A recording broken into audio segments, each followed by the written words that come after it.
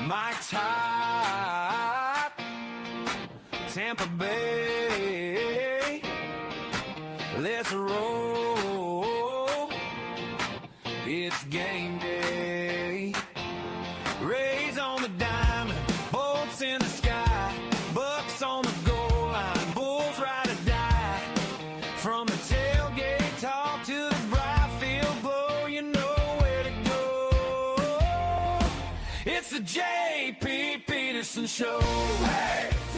Well, yeah, it is. Yeah, it is. We're breaking news. We're having fun, bringing you some information, hopefully making you laugh once in a while. We're glad you're here with us today. It's another day of football season, Timmy. IndyCar Tim with me from our Dallas studios. Here. What's up, partner? How are you? Living the dream, man. Football, stadium talk, baseball. What could you want? Right? I got... There's so much shit going on right now that I got on my sheet here to talk about. It's funny stuff. It's crazy Break stuff. Out the binder. Right? That's what I have my spiral binder here. That's your show prep right there, kids. Right there. That's professional. I got one of those too right here. How about that? Man, I just loaded up at Walmart. Look at that. Yeah. I just loaded up at Walmart. They were 38 cents for the back to school. I'm like, yeah, okay, let's load up. Sure, why not? Welcome in. Thank you guys so much for joining us already, folks in the comments. All you Petermans, appreciate you guys. You can always do that by going to YouTube, or you can go to Twitter, the JP Peterson Show, or Facebook and become part of the show. We really appreciate that. And don't forget the podcast to like and subscribe on our YouTube page as well. Lots of Bucs news to get to. Man, stuff we saw today. Can't wait to talk about that, Timmy. By the way, the Cowboys were in a big-ass brawl, huh? They got the Saints. What do you expect? Yeah, God, they are such cheap shot rascals. Whatever. Yeah, but no fights today, and that'll be next week in Jacksonville. Yeah. But we'll update you on what we saw at camp today. Some interesting interviews to bring to you from there's another guy. You think I could pay one of the players to take out Liam Cohen's knee? How much would that cost? I think there's quite a few people on the chat that would love that. It would fund that. Can we get a GoFundMe? Absolutely. We got some good interviews to bring you today as well. There's another guy on this roster, Timmy, that definitely deserves a contract extension, like without question, and he ain't getting one either. You won't come up with his name. Well, you might, because I sent you the video. He's a rookie, for God's sakes. But I'm like Caminero, let's extend him. Let's buy him out of his right now arbitration years. I sent you the interview so you would know. Chase McLaughlin has been freaking money for 3 years now, and I didn't even realize he's going into his contract year. So we asked him about that today, and he gave us a dad joke. I told him if he had any, every time he talks to us, I got to ask for a dad joke. I give this one about a 5 or a 6. It was okay. All right. But he deserves a contract extension too. Nobody's getting him around here. They're just holding on to that money, bro. Holding on to that money. So we'll hear from Chase McLaughlin, Bauer Sharp today. And there is a development in the backup quarterback job as well, as I found out from one of my queries this morning. So we'll get to all that. The Rays stadium stuff. Rays lose again. Nick Martinez was ugly. Charlie Strong's going to join us to talk a little college football, the AP Top 25, which, by the way, if you can get me a graphic for that, Timmy, that would be awesome. On it. Thank you. The AP. Okay, the AP. Not the there was the AP that came out, right? Yesterday? Coach's Poll, whatever. One of them came out yesterday, yeah. Coach's Poll. I got to ask Coach about his voting in the Coach's Poll, which the coaches never do. The SID does that stuff. Yeah.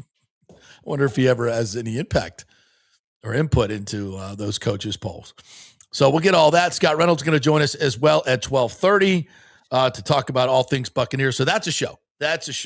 All right, just right off the top, most of you know this, but for those who are maybe just joining us, as we put out the tweet last night, got a lot of play. Just to recap what happened yesterday, we had Bill Carlson of the Tampa City Council come on late in the show. It was a late ad, Timmy. I just sent him. It's such a great thing to be able to do this because, we're not tied to a clock and corporate radio and all that bullshit. So, hey, come on the show if you can. Here's a link. He said, I got a lunch, but maybe I can jump on late. So he comes on with 10 minutes left in the show with me and Big O. And, we hit him up with a couple questions, and he basically says, yeah, the vote's going to happen next week, August 27th. And I okay, if the changes are what you've asked for, and they've agreed to them, and then that's in the draft, which we may see the draft today. Are you going to vote for it? He's like, well, how could I not? So I'm like, okay, well, deal's done. Deal's done. County will vote right afterwards. Ken Hagan said, he texted me yesterday, the city will vote on the 27th. So by next Thursday evening, we could have a done deal and the forever home of the Rays finally done. And that's just great news. Now, what are you going to do with your life when this thing goes through? Like this is one of those revenge things, right? Where you spend your entire life trying to get revenge on your father's death. And after 30 years of chasing the guy, you finally kill him. And then you're like, my name is Amigo Montoya. Yeah. You killed my father. What do I do now? The stadium deal has passed. Prepare to die. What do you do now? I die. I just die. Once it's done, I just croak. I just fall over. No, hopefully there's anticipation of the building of it, and getting my podcast studio put in the right over center field wall. So me and Big Oak and Timmy, Timmy will move here if we get that done. He'll bartend. Oh yeah, I'm in. Yeah, hell yeah, he'll move to Tampa just to bartend. Happening. Right? Yeah. So yeah, and then I spend my years watching baseball and graduation ceremonies and concerts at the new Rays stadium, and fade off into the sunset. That's my life. Amazing. Sounds fantastic, doesn't it? Toes in the sand. Yeah. So that's that. Charlie Crist, our former governor running for St. Pete mayor, comes out yesterday in the primaries and says, I'm going to keep the Rays in St. Pete. We just put $60 million into the drop. It looks great. It's fantastic, which it is, and it is, but it's a little too late. So that's not happening, Charlie, but good luck with that. All right, so that's that. Now let's get to the Bucs. So we're out there just sweating away. They're going 11 on 11, doing a little goal line drill. We're not really sure sometimes what the drills are. We got to kind of piece it all together. It looked like it was like we're lining up at the 20, 18-yard line. It's fourth down. We got to throw it into the end zone. And Baker drops back. He pumps once, and then he throws a ball which looks like it's going to hit the crossbar, deep into the back of the end zone. And out of nowhere, Ted Hurst, all 6'4" of him, fully extended, goes up at the front of the end zone and just snatches it out of the air. Like I had to be 11, 12 feet high, like over the crossbar. That's pretty awesome. Unbelievable. And Winfield's in the middle of the field, and he hits him like on his hip, because that's how high he was. Winfield helmet came up to his hip and hits him. Now, luckily, he didn't land on his neck, a la Jalen McMillan last year, but he landed kind of, on his side. So he jumped right up, but touchdown, survived the hit, survived the ground. And everybody's like, did you just see that? And then he gets up 2 plays later, catches a kind of a skiddy post over the middle and just hits the afterburners. Gone. And then 2 plays later, crossing route, catches another one, goes up and snatches a contested catch and beats the DB there and takes it to the house. Anything else we can do for you, Baker? Anything, get you some coffee maybe? This kid is freaking unbelievable. Like, he's doing Randy Moss shit out there. It's and that's no hyperbole. This is crazy what this kid is doing. He catches everything, and you forget how freaking fast he is. He's a 4.4 guy. He's 6'4", 220 pounds, and runs a 4.4, and he snatches everything. Yeah, I'm just going to say this. If he would have left where he started at Valdosta, went to Georgia State, stayed there, wanted to be loyal to the program, got a lot of offers to go to other places, but stayed.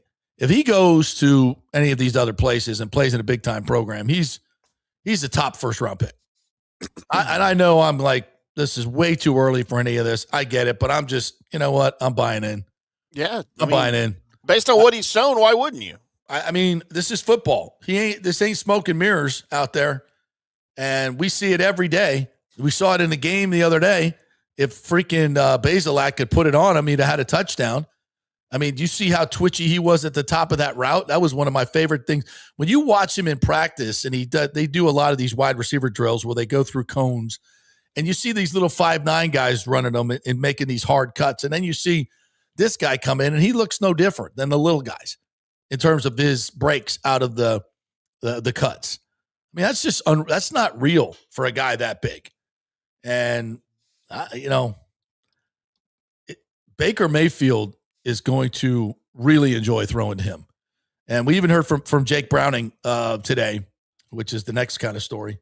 Heard from Jake about Ted Hurst. He couldn't say enough good things. We'll hear from him talk about Ted Hurst. It is what it is, man. This kid is just unbelievable. Yaya Diaby had a good day. He seems to get 2 or 3 sacks every day. Bain, we say those names every day. Aiden Garnes made a couple of nice plays on fade routes. Again, just really good cover guy. Never panics at the catch point. Had a couple knockaways. Gainwell catching everything out of the backfield, showing his burst. And then there's this. So we talked about Jalen Daniels, what a great first game he had, but he's kind of a project, right? He's a young player, young quarterback. Just, I when I first saw him in OTAs, I was like, nice looking kid. He's got a powerful arm, but the mechanics are way off. There's a wind up. It's just, I don't know. I don't know if this kid can play. Well, he has completely changed his mechanics. His accuracy has gone up tremendously well. And we talked about, they paying Jake Brown. He's a guy who's played in the league. He's won games in this league. I mean, he's the backup quarterback, right? Apparently not. Apparently not. According to Todd Bowles, I asked him today, and he's like, that's an open competition. He wasn't shy about it. He was not shy about it. And I was like, oh. And we, and a couple others picked up on it and asked him, and he's like, no, doesn't matter, about the experience. It's an open job. And I said, well, is Browning going to get most of the reps this week? And he's like, to be determined. Oh. Because I thought Browning would be, he'll be in there after 2 series of Baker and get a lot of run with the 2s. Evidently, that is not to be decided yet. So where I said, look, they'll keep Jake. He'll be the number 2. Obviously, with his experience, you don't want to put this kid in who's never played an NFL game and be your backup quarterback. You'll just try to stash him on the practice squad. No, I was wrong. That is not the plan. It might be the plan, but at least openly, Bowles is saying it's open. And Jalen Daniels has a real shot to win this backup quarterback job. That's how much they like him. So, as Jake said today, and when we asked him about competition, bring it on. Bring it on. Jake's demeanor in the interview today was interesting, if I can say that. He's feeling the heat. Like I was going to say, was he feeling a little not a lot of confidence going on there? I don't know. I think he's confident that he can get the job done, but he's feeling the heat. There's no question about that. In fact, one of the reporters, I think I sent you this one, I'm not sure, but one of the reporters asked him about what Jalen brings to the room, and he was very uncomfortable in his answer. It's almost like you could hear him say, listen, stop asking me about this rookie kid behind me. Let's talk about me. Let's talk about number 1. Wow. and people are like, hey, tell us about Jalen. He's like, what about me? What about me? So, Jake, do you feel secure in your job right now? That's a no. I think his demeanor was saying a very loud no.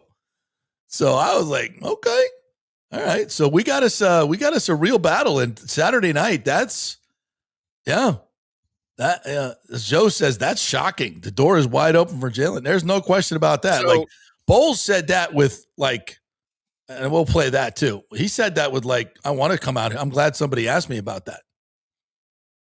So the interesting thing when you've got a quarterback, especially backup quarterback issue like that in the NFL, because we're kind of going through the same thing here in Dallas, right? Dak obviously is the guy. Baker's obviously the guy in Tampa. But behind Dak, we've got Sam Howell, the sort of if you want to call him a veteran, but he's experienced, right? He started in this league. He beat the Cowboys when he was with Washington in the regular season. And then we've got Joe Milton, who seems to have this incredible upside. He's young. He's got all of the arm strength, the big arm guy, and the unlimited ceiling. But so far hasn't really been able to show that. He was terrible last year when the Cowboys signed him, but he's shining in camp. But Howell is your sure thing guy that you would think, right? Well, in Tampa, Jake Browning is supposed to be that guy with the experience and come in and you kind of know what you get. But now with Jalen Daniels, maybe you don't know what his upside is. Right. He's got the arm strength and the precision passing and all of this. No. But being inexperienced, is he going to make a lot of mistakes like Joe Milton has done in the past? So here's how I think you can tell where the coaches are leaning on this in the preseason is by where and who they play with. Yeah. Right. Exactly. Like who starts. I mean, if it's not Baker, obviously, who starts with the first teamers or second teamers, the preseason game, and who plays in the second half with the scrubs. Right. And that kind of gives you an idea of who the coaching staff is looking at. We'll see how he is with this, the first or second team defense that he's going against. Let's get some views there, some eyes on him there. And that can kind of give you a hint of if it's Jalen Daniels, they want to see how he can perform against better competition, as better as you can get in the preseason. Yeah. And that'll tell you kind of where they're leaning and how they're looking at this. Yeah. So I'm interested to see who's playing and when and who they play with this week. Absolutely. I mean, I just assumed Browning, since he didn't play last week, was going to, be the first guy up and get a lot of run with maybe the leftover starting offensive line and some of the receivers, but evidently not. It hasn't been decided yet. So Browning got the 2 work today, but Jalen came in and right after him and looked good. I had a really nice run up the gut. And obviously he brings that to the table, which Browning is not a runner, clearly not. Yeah. And he's got a better arm than Browning. I mean, just physically, it's not even close. It's not close. And as James reminds us, the Bengals in midseason last year traded for 43-year-old Flacco because Browning was so bad. Yeah. Yeah. So the quest for the backup quarterback continues here in Tampa Bay. And why is this important? Well, frankly, Baker is one of only 3 quarterbacks that has started every game over the last 3 seasons. And the truth is that should not be the case, because I would count probably at least 4 or 5 games that he should not played. Yeah. Not because he was terrible, but just because of the injuries that we know he now had. And and you go back and look, there were 3 games last year where he didn't even run because he was so beat up. Those are games where you should have a quarterback that can run your offense, be dangerous, and win games for you. And I think they lost 2 of those games, if I'm not mistaken. Sounds right. But again, the backup quarterback is important. And right now there's a battle, which I didn't necessarily think it was, but there's a battle. So let's continue with this particular storyline here. And I'm going to go to some of the sound here. Where's the one? I want to play Jake. Here we go. Here's a little Jake Browning for you. I saw you, in New York, New Jersey, tweak the back a little bit at the end. What happened there, and how do you feel now? Yeah, I just had ask about the back injury. tighten up on me on a rollout pass, like kind of with the pump, and felt tighten. I don't think it's like a long-term thing at all. Felt good today. Felt like I probably could have played in the game, and was kind of told like, hey, you weren't going to play very much, to begin with. So we're just going to rest you and kind of ease you back in. And so, feel good. I'm excited to play this week, and glad it wasn't a long-term thing.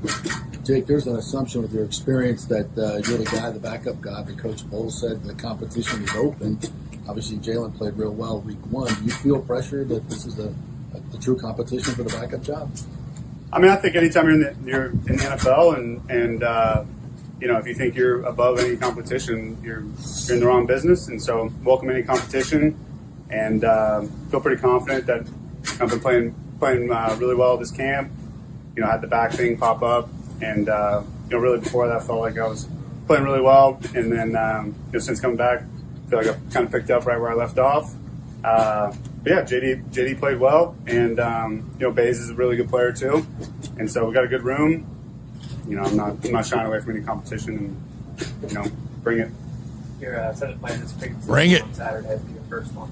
Bring it. What do you kind of look to do when you get in a pre? God, that sounds awkward and nervous. Right? Right? Yeah. I mean, I think it's playing. You're playing a game, and I think you just try to operate the offense well, just like you would in a week 3 game, the regular season. And so, I think anytime you get to play, I'm excited for it.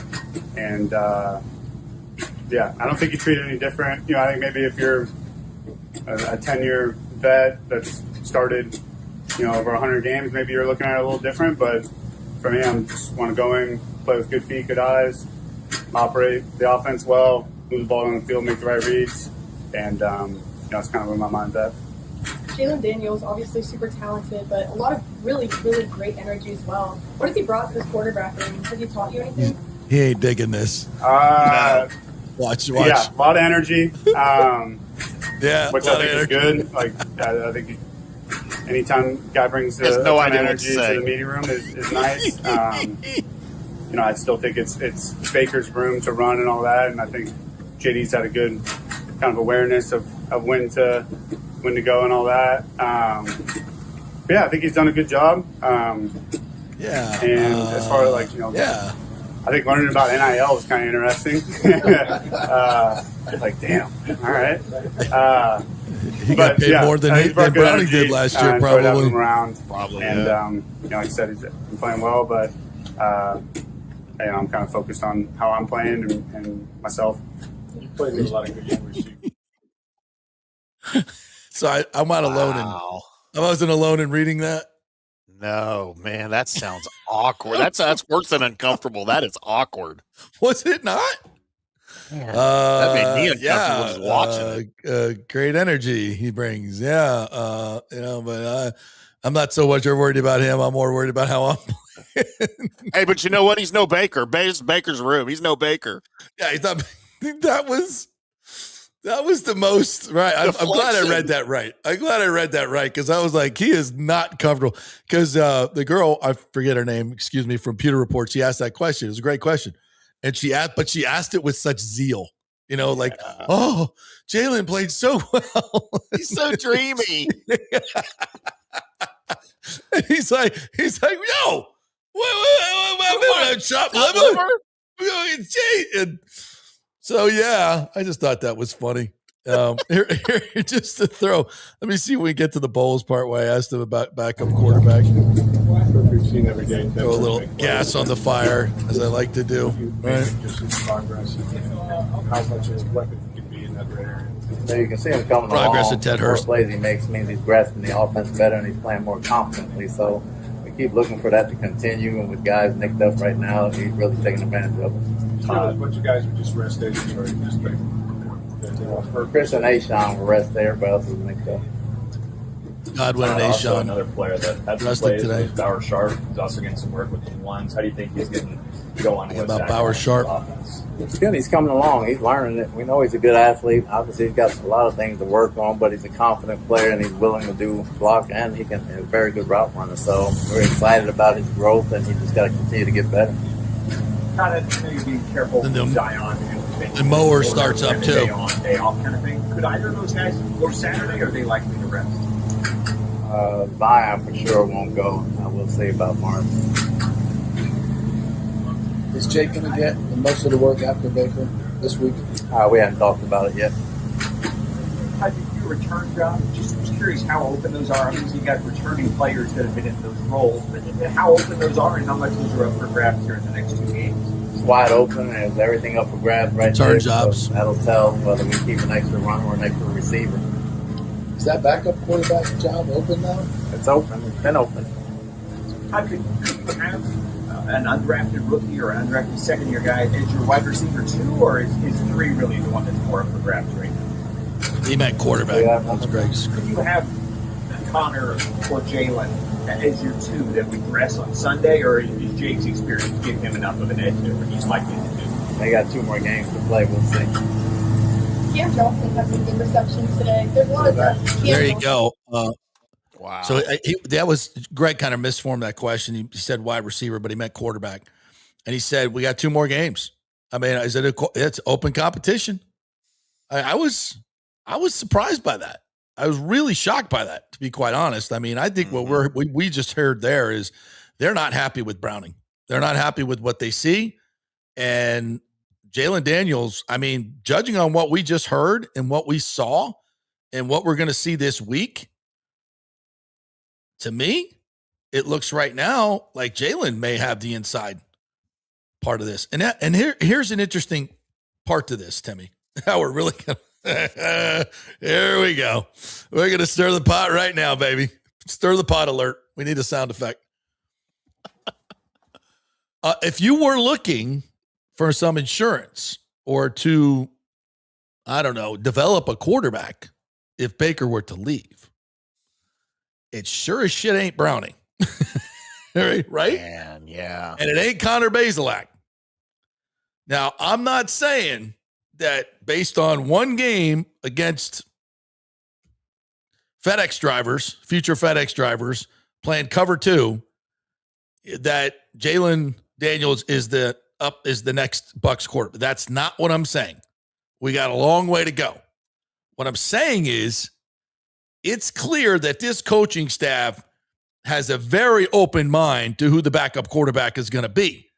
And there's also no question about, of these 4 or 3 guys, if there's anybody that could possibly be an heir apparent in an actual NFL quarterback, the only one that really has the tools to do it, in my opinion, is Jalen Daniels.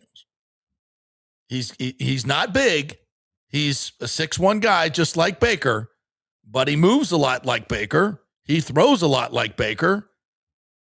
He could be Baker. He's just so unproven, though. I mean, you really don't know. Unproven. No, you have no idea. And, week 1 was great, but it was more like checking the box. That's what if he is going to be a quarterback in this league, then he should do that. He should go out there and play that way. But you got it, watching him in practice with a bunch of 2s and 3s is, he looks fine, but you don't know anything until you get him in the bright lights. And I think that's what Bowles was just saying is like, we got something here. Like, we may have something here, and we got 2 games to find out if we could actually make him our backup quarterback. Because my whole soliloquy yesterday about, you're going to put him on the practice squad. Okay, I take that back. I retract that forever. That is based on what I heard today. It seems to me like they are extremely interested in JD, and they are not going to allow him to be exposed to somebody else coming to pick him off their roster. And they want to find out for sure if they're going to put him on the active roster, they're going to make him part of the 53 and take up a spot. Then they're going to make sure that what they're seeing is real. And to do that, they're probably going to play him significantly in these next 2 games. And that's exciting. For preseason, there ain't a whole lot to look at a lot of times, because most of these starting jobs are decided. I mean, what jobs are up for grabs for real? I mean, none really. I can't really think of one spot where there's a competition going on. We know who the starters are, but who's going to be a key backup, who's going to make the team? Those battles are ongoing. Absolutely. You got battles at corner. You got battles on defensive line. They've got too many good defensive linemen right now. They're probably going to have to lose some of them, which means, every roster spot is crucial. You don't want to lose a big guy, to somebody come poach off your roster because you got too many good guys. You can't keep 12 defensive linemen. Right.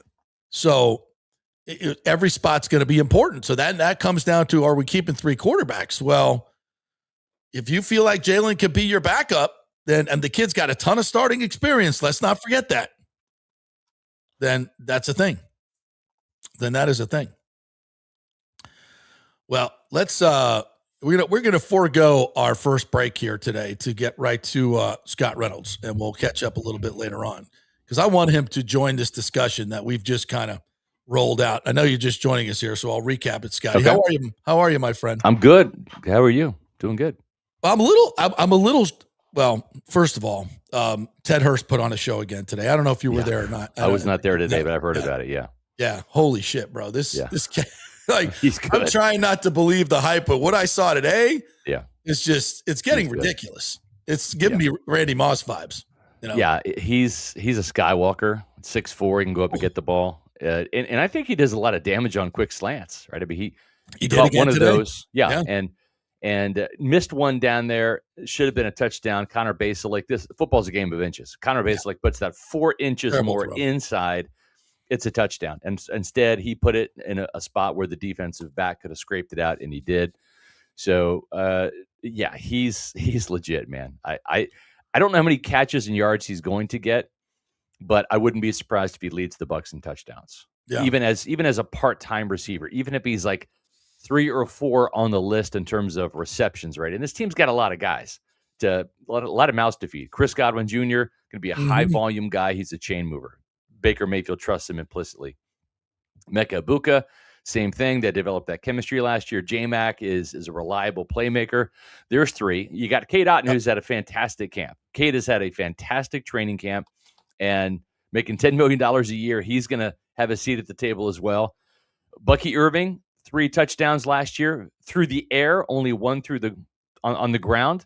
But Kenny Gainwell is an even better receiver than Bucky Irving is. Yeah. So I don't know how many catches and yards Ted Hurst is going to get. I'm going to say it's going to be a number that when we look back at his rookie season, we're going to say, that's a great start. That's a great start. But I will say, wouldn't be surprised if he leads this team in touchdowns. Yeah. No, just because Ted Hurst is a 3rd-round pick who's more talented than Tez Johnson. I haven't even mentioned Tez Johnson yet. That's true. But he was a guy that, due to injuries, right, started at wide receiver 5 on the depth chart last year, right? You had Mike, you had Chris, you had J-Mac, who was out for most of the year. So then you moved to Mecca up, but J-Mac was supposed to be number 3, right? And then you had Mecca, who was really, even though he was a 1st-round pick, really wide receiver 4 on paper at the start of training camp, right? Once everybody was healthy, that was supposed to be the order of things. Tez was going to be 5, made the team as a 7th-round pick.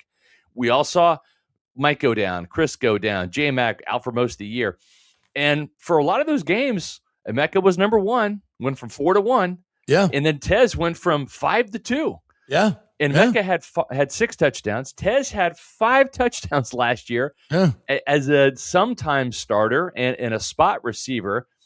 And he equaled the number of touchdowns that Evans and Godwin had last year, which was 5.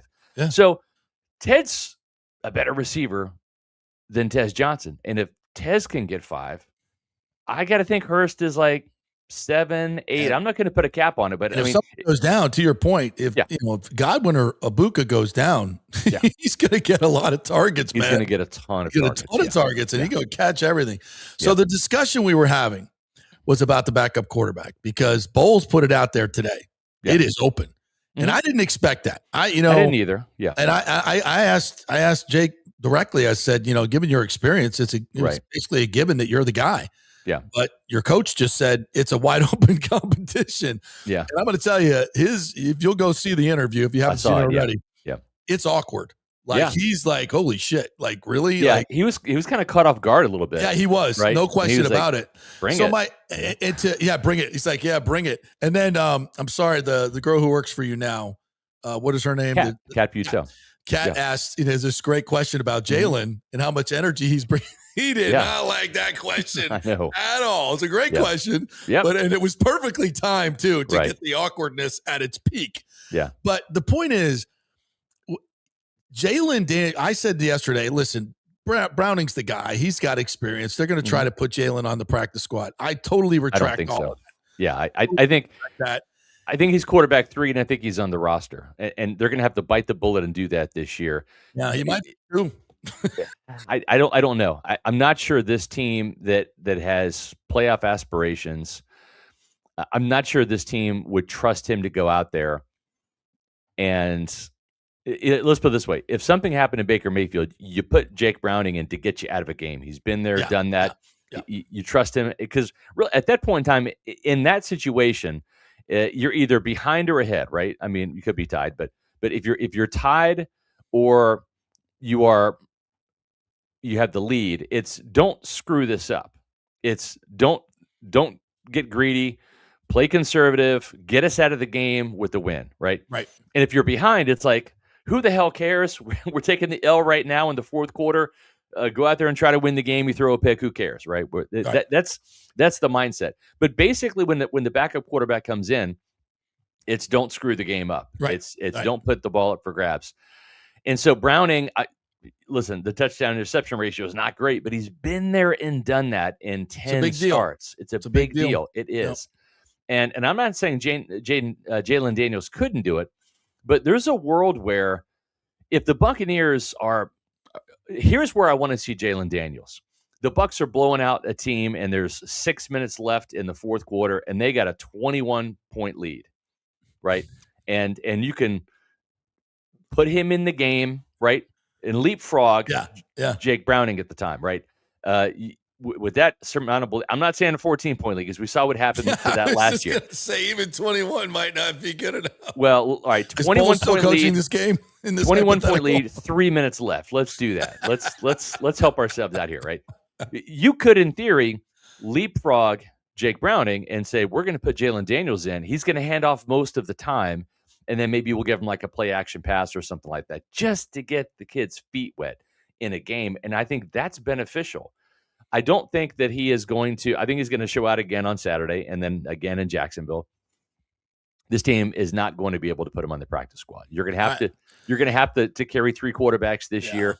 And I think if they cut Jake Browning, try to put him on the practice squad, that's not going to fly. There'll be a team out there that snatches him up as a 2 or a 3.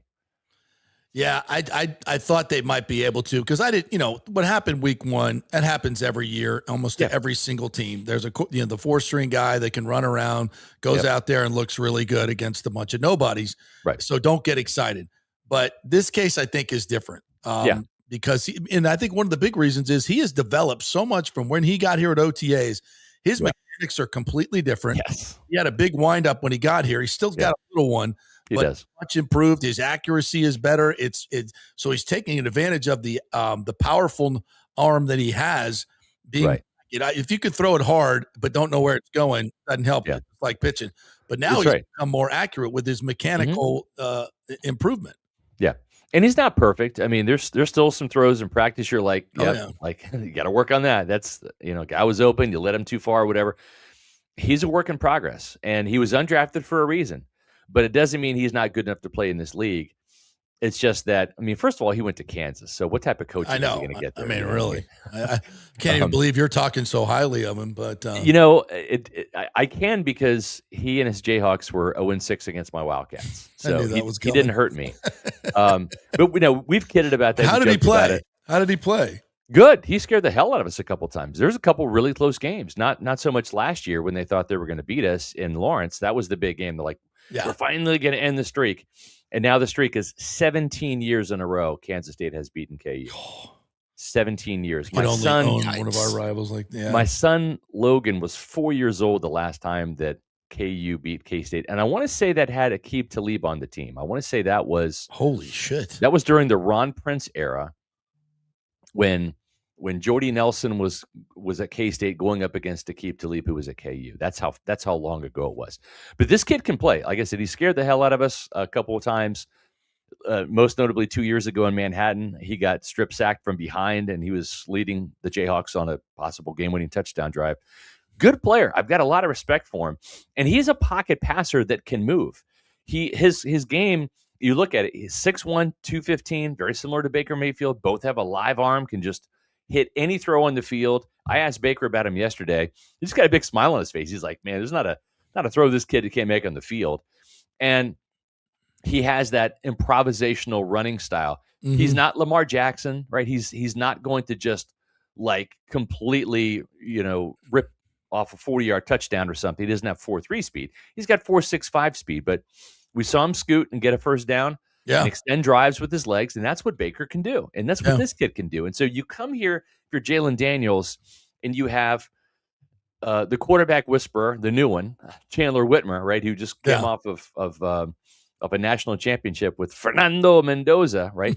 Former quarterback, Chandler Whitmer, former quarterback, TJ Yates at the NFL level, former quarterback, Zach Robinson. So he's in a room with former quarterbacks who've been there and done that, and he's got Baker Mayfield, the perfect prototype. Body type and prototype to look at. So it's a great setup for him. It's interesting. I didn't see this coming, but it's going to make preseason a lot more interesting. That's for damn sure. Yeah. I tell you, listen, I did a Pewter Pulse video in the summer, and Pewter Report, we always try to get ahead of the story. Of course. We always try to really set things up. And I mean, I heard some tremendous buzz from him inside the building over the summer. And of course, was out there seeing him at the rookie minicamp, the OTAs and all that. And I did a Pewter Pulse video over the summer that said the best Bucs training camp battle was going to be Jalen Daniels versus Connor Baselak. And in the comments, you can go watch that video. In the comments, this is back in early July, I think. People were laughing at me. They're like, no, it's going to be Morrison and Parrish. I mean, that's a starting job. I'm like, no, it's not. It's not going to be a starting job battle. Jacob Parrish has already won the starting job. And that was. Well, you knew Benjamin Morrison wasn't even going to show up. Exactly. So, yeah. By the way, he was out again today. Yeah, two practices in a row were too much. He wins by default, right? So Parrish won that by default. And I think you can make an argument that right now, if you had to put an outside cornerback in the game, would you trust Benjamin Morrison or would you trust Aiden Garnes? I mean, the arrow's pointing up for Aiden Garnes, and I'm just saying, I wouldn't have any bones about putting either one in the game. Morrison has 10 games worth of playing experience, but Garnes also has shown me he's an incredible talent. He can cover.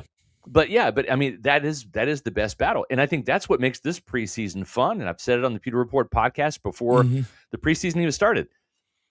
This preseason is going to be one of the most entertaining preseasons that there has been because this team is so talented. The depth is so real that you're not going to see too many scrub McGees out there, right? In the third and fourth quarter. You're going to see guys out there making plays. And we saw that with Jalen Daniels in the fourth quarter doing his thing. And Josh Williams running the ball. Josh Williams is a good back, right? I mean, so it's entertaining from that standpoint. Now, another guy I think is making a mark spoke today as well, and that's Bauer Sharp.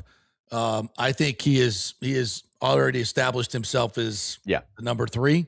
And I think so, yeah. And I think so. And he's a different type of cat from Payne Durham. Devin Culp, yeah.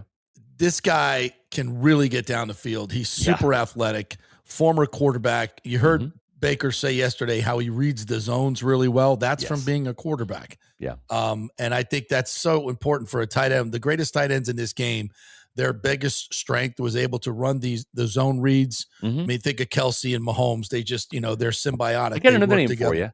Jason Witten. What did he run? Like a 4.9? Great comp. But he got open because he knew how to settle down in that sweet spot in zones. He was never a great athlete, never the fastest guy, but he just would get yards in chunks. But this guy's athletic. He's athletic. He's really athletic, a former quarterback. I see a lot of growth in this kid and as a weapon, and I love the way he finished that one catch that he had. Yes. I mean, he ran right through 3 guys and got 6 extra yards. I was like, damn, bro.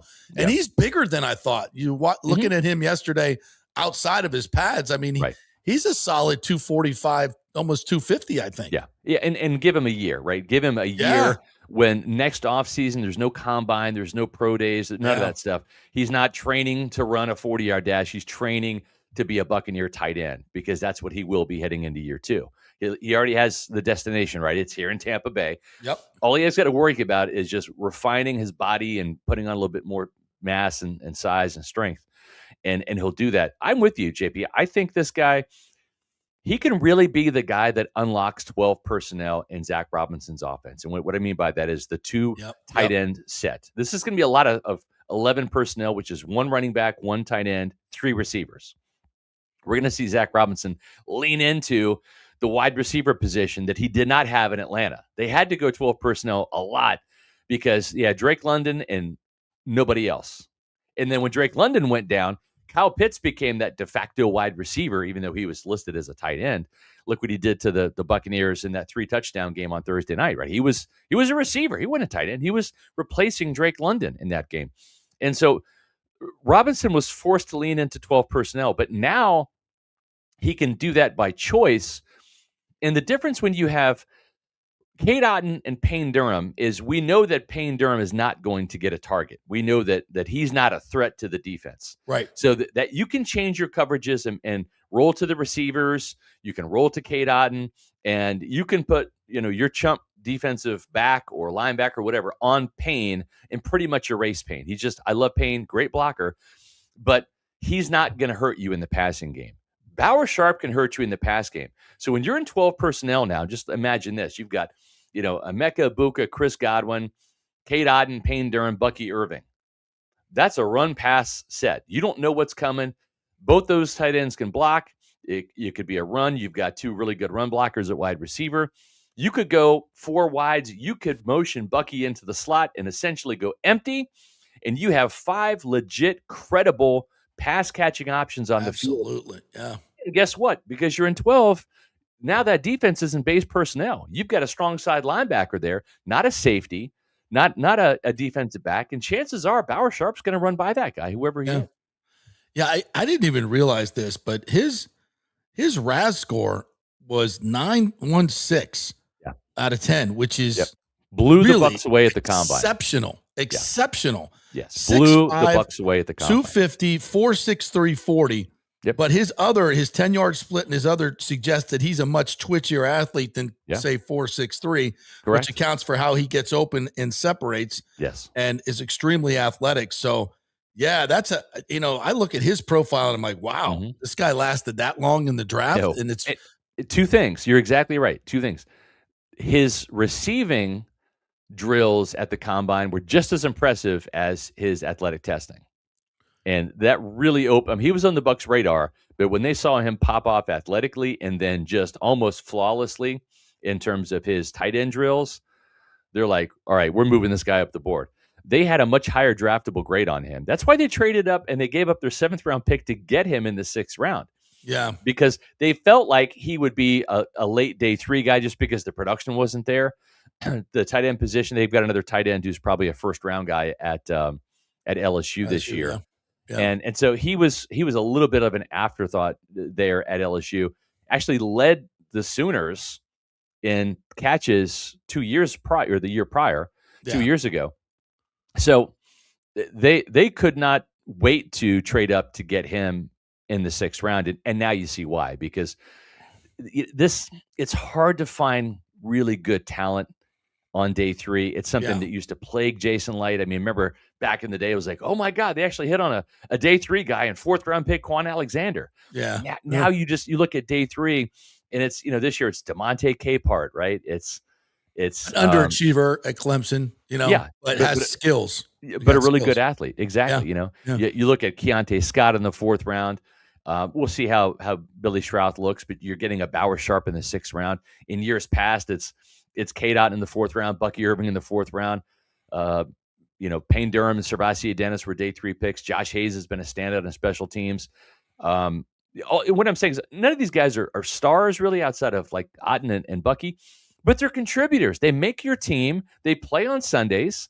They're not just picks that you're going to end up cutting and just saying, hey, we're making our 53 roster cut down now, and we'll keep the 4th round pick, but the 5th, 6th, and 7th round didn't make the team. The 7th round pick, Tez Johnson last year, made the team. And they're contributing. So as much praise as we want to hype up Jason Light with for the 1st round picks, he said, or for the day 2 guys, like this team is just getting so good at finding day 3 talent. And Bauer Sharp's just another one, man. Yeah, he's going to be a good one. So I didn't realize this, but Chase McLaughlin is in last year his contract. Correct. So, and I asked him, I would get that deal done right now. I asked him today, like, given your performance, don't you think you should? I would get it done right now. I mean, he's like, well, I'll just go out and play, and if they don't sign me, somebody else will. I'm like, you're damn right they will. I want my kicker in a very good headspace heading into Holy the shit, season. right? Like, this is like, what are we doing? Yeah. I mean, forget Yaya Diaby, forget Cody Malk, forget Baker, forget Vita Vea. This one's obvious. Like, he's your leading scorer every year. Your kicker is your leading scorer every year. He's like automatic from 50+. He's automatic. Yes, he's a weapon. He's not even a kicker. He's a weapon. Not to remind Jason, but, we've had some issues in the kicking realm, and we found a guy. So I don't know about you, but I think you should kind of you're going to bring Riley Dixon back and not re-sign. Re-sign this guy? We talk all the time, JP, about the handoff from Tom Brady to Baker Mayfield. How about the handoff from Ryan Suckup, who won you a Super Bowl? Yeah. Right? And from Ryan Suckup to Chase McLaughlin, after all those years where, like, Jason could not buy a kicker, couldn't draft a kicker, like, just swung and missed all the time, right? Yeah, Aguayo, Matt Gay, all that. And and to have that handoff, honestly, it's like the best well-kept secret in Tampa Bay. Everybody looks at the quarterback, and that's a very important, position, no doubt about it.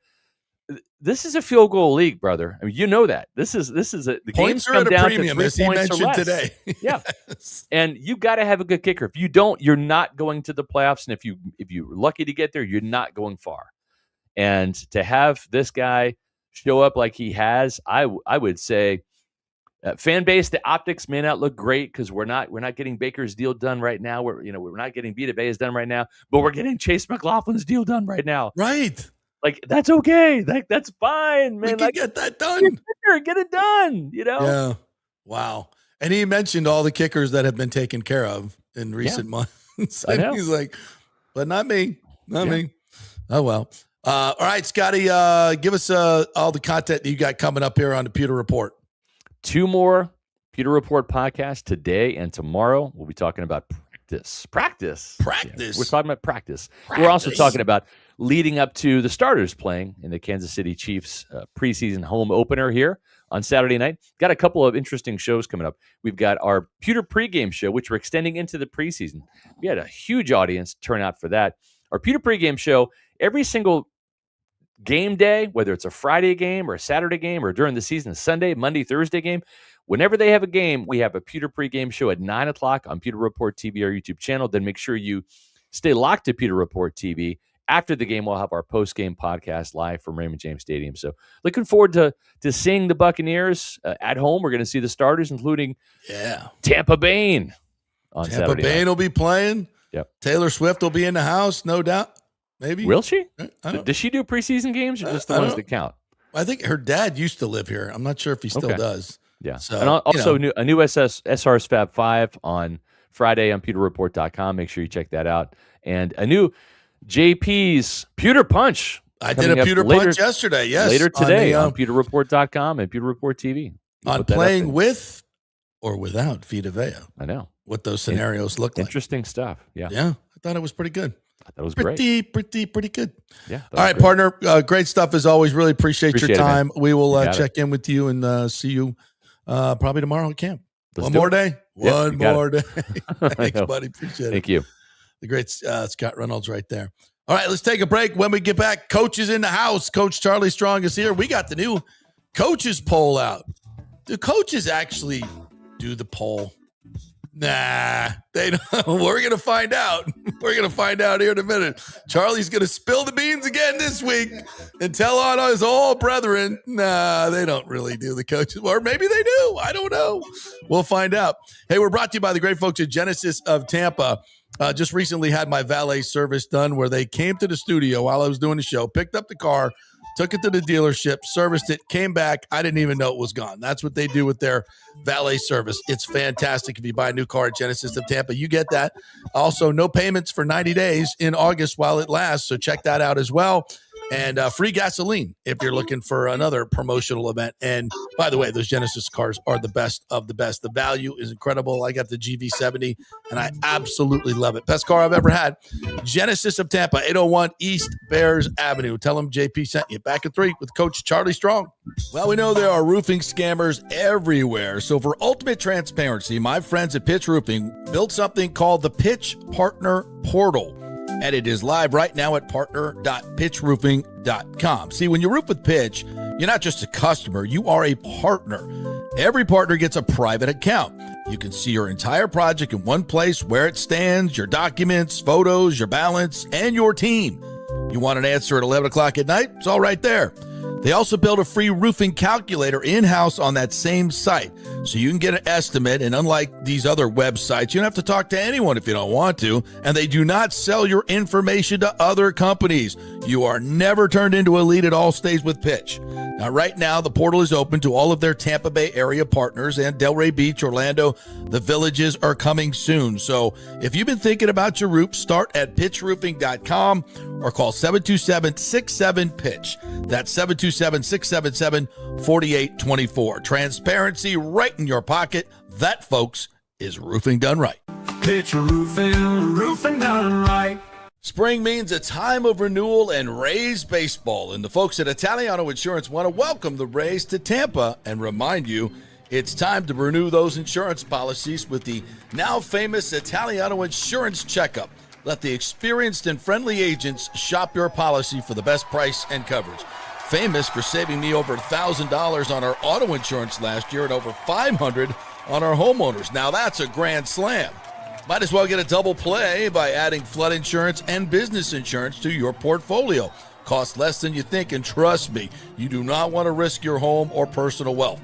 That's a big whiff. So step up to the plate and call 813-877-7799 and chat with the all-star agents at Italiano Insurance. 813-877-7799 or go to ItalianoInsurance.com. Go Rays! Hey guys, you already know that Riveters is the best sports bar in all of Tampa Bay, but now it gets even better for Rays baseball season. During all Rays games, check this out, $6 Tito's, $6 Jack, $6 margaritas, all during Rays games. Are you kidding me? And that's always a great pour from the great bartenders at Riveters. Great service, great food, everything is fresh, nothing is frozen. And let me tell you, if you want baseball and wings, you will not find any better than Riveters. Their sauces, like the blue cheese and the ranch, and everything is handmade, and the wings are big, and they're perfect.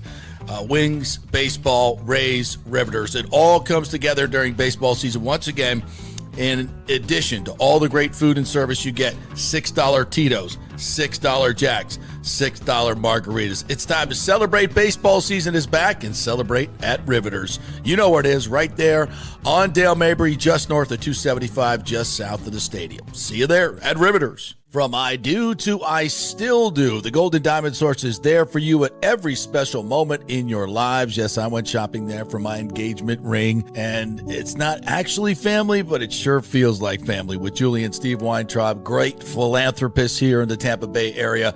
They've been doing this business for over 40 years. Thousands of customers have bought that perfect ring at the Golden Diamond Source. No matter what your budget is, they will guide you through your first diamond purchase to upgrading your Golden Diamond Source diamond at 100% of its value for a bigger, better diamond. 100% of your diamond's value. You can't get that anywhere else. Enjoy their beautiful, relaxing bridal salon and select for the most extensive collection of diamond engagement rings anywhere. Wedding bands, anniversary rings, it's all there. Go see them at the Golden Diamond Source, 3800 Ulmerton Road, and please tell them JP sent you. Just over the bridge from Tampa Bay, it's the easiest place to shop for that perfect diamond. JP here for Genesis of Tampa, and as you know, I purchased a GV70, a 2023, about 3 months ago. Just had the service done, the valet service. They came here to the studio, picked up the car while I was doing the show, went and serviced it, brought it back like I never even knew it was gone. And if I needed it, they bring me a loaner as well. The service is absolutely incredible. The car, I've been driving it for a while, and I could not love it more. The performance, the luxury, the looks you get, it's pretty cool. It's a GV70. Right now, they have a lease starting at $329 for the GV70, at $369 for the bigger GV80. You've got to go test drive these cars, folks. I'm telling you, the value that you get for the money, it feels like the absolute top of the line, and it is, but it's a fraction of the cost. You got to go test drive them. Tell them JP sent you. 801 East Bears Avenue, just off of 275. You will not regret it. Genesis of Tampa. Let's go. Right now, back to the show on FanStream Sports. All right, welcome back to the JP Peterson Show as we roll on here. Been a very eventful day. We got the Rays news. We'll get to a little bit more Rays in a bit, but it's football season, dudes. We're talking football. And I'm sorry to all of my Petermans. We haven't got to any of your comments today. I will get to them in the final half hour of the show. I'm looking at them. People are reading them. They can still see them there, so we appreciate your participation, but it's time now to bring in the coach, Charlie Strong, here to talk a little football with us. How are you, Coach? I'm doing well. How you doing, Jay? I got to fix your camera here. We got a top 25 list, so that's going to be the first thing I ask you is, the coaches poll. How many coaches are actually voting in that poll? How much is you guys ain't got time for that nonsense? That's why you have an SID. You give him, and he's the one that he kind of tracks it the whole time. And of course, you let him look at it and say, because a lot of times you don't even know, like, hey, who did I vote for? Who did I vote for this week? In case someone asked me, like, did I really put that was I the one who put that team there? But isn't it interesting how the top 25, you see all these different polls, and everyone has Ohio State at the top of it right now. Yeah, but they're so loaded though. They're loaded, but they're scheduled too. The critical game is game one for them when they go to Texas. Yeah, but it's some really good games because you look at Clemson and LSU. It's some really good games at the very beginning. Which we love. Which you love. That sets the 10. And when it comes down to later on in the year, when, the committee starts voting and all that, those are the games you go back to. And it's kind of sad sometimes that they're at the beginning of the year because maybe that's not the best evaluation, but they count. They count big. And that one, Ohio State, Texas, that's going to be one where you all look at it and kind of, which league is better, et cetera, et cetera. Well, and you look at Texas with Arch. And then you look at what Ohio State has with Smith and all those guys. Yeah. They have their depth at wide receiver is unbelievable. But the thing they did, I want to say they lost 7 or 8 starters on defense. Yeah. And that's really going to hurt because 4 of those guys were first-round picks. Yeah. Downs and so Sykes. But it'll be amazing just to see how that game is played. And if Arch comes out and have a really good game, and you're there at Texas, they're at home. So it's going to be a good game to really start this season and really get it going. Julian saying against Arch. And Arch, I think we all saw last year, it just took him a while to get going. But, boy, at the end of the season, he was balling. Oh, he was probably balling better than any quarterback at the end of the season. I agree. And now he has a receiving group that they went out in the portal and got some really good players. You get the Coben kid out of Auburn, so he's got some guys around him now who he can launch it out there and they can go get it and make the tough catches and make catches where they can go in and go score with the ball. We got the top 25 up right now. Ohio State is number 1. Oregon's number 2. They've got Dante Moore coming back, who probably would have been the second quarterback off the maybe even the first. Who knows? That kid's really good, and Oregon is loaded. Oregon's loaded. I think basically their whole team came back. Yeah, because a lot of those guys could have declared for the draft, and they didn't. They're all coming back. So you look at Oregon is really loaded. So and then you look at. The team that I think that has got a chance is Notre Dame. Yeah, their schedule helps them because you look at it, Jay. Who do they play? They have Miami, I think, at home, November 7th. But other than that, they open up with Wisconsin, but they don't have to. They don't play anybody. So wait a minute. What about Florida State? Well, like you said, they don't play anybody. No, I'm not. It's not that they don't is play what it is, anyone. Coach. It's just the schedule is in their favor. No, absolutely. And they got Florida State at home. You definitely want to have them at home. No, but Oregon. They don't play Clemson. No, they don't. They don't play Clemson. They don't play BYU. They got to go to BYU. Yeah, and that may be a tough one for them in Provo. And back to Oregon, because I love Dan Lanning as a coach. And I think, he's got his SEC roots anyway. So it's kind of SEC out west. He's brought that to Oregon, that physical Kirby Smart style, right? And that's what I think makes them so good. I'm kind of, if I'm picking a national champion, I got Oregon. Well, you have them. And like you said, they have a quarterback. Yeah. So in the teams that have the quarterback, you look at Ohio State has a quarterback. CJ Carr. Yeah. You look at Notre Dame has a quarterback. You look at what we're just talking about. The teams that are ranked in the top, they all have a quarterback. Texas has a quarterback. Yeah. All those teams have a quarterback. Georgia number 3, Gunnar Stockton. They have a quarterback. So if you have a quarterback coming back, you have a chance. Miami's got a new quarterback coming in, and Darian Mensah coming over from Duke. So it's not like he's, a young starter, but it is a new place for him. I think Miami's defense is just loaded. I think they're going to win a ton of games on defense, but they've also got a lot of players on offense. And Mensah, I watched him play at Duke. He's a really, really good quarterback. Well, you look at Miami, they got to replace the 4 offensive linemen that they lost in the draft. And then on defense, you had the outside rusher with Bain and Mesidor that you got to replace. But their secondary was young, so they have they're loaded back there. They're loaded back in the back end. So and they have the running backs are back. So Fletcher's back. Fletcher's back. You have the receiver who's probably one of the best receivers in the country. Malachi Tony. Tony the best playmaker in the game, I think. In the slot position, Tony is unbelievable. But they, like you said, if the quarterback can distribute the ball and get it out there to them, then they're going to always – Miami's, they're loaded because you look at speed and toughness, and that's what they have. Indiana's at 6. Obviously, they lost Mendoza. I'm just going to doubt them. And I'm going to be wrong. Signetti's just going to do it again. Yeah. I don't know. Can he do it again? Don't doubt him. I know. It's my peril. Because you know what happened? It's just they lost a bunch of players, and they may not have the name guys, but they never find do. A way. But Last they find two, a way. He finds a way. He finds a way to go win. And that's last year that you have Mendoza, but he brought a lot of players with him.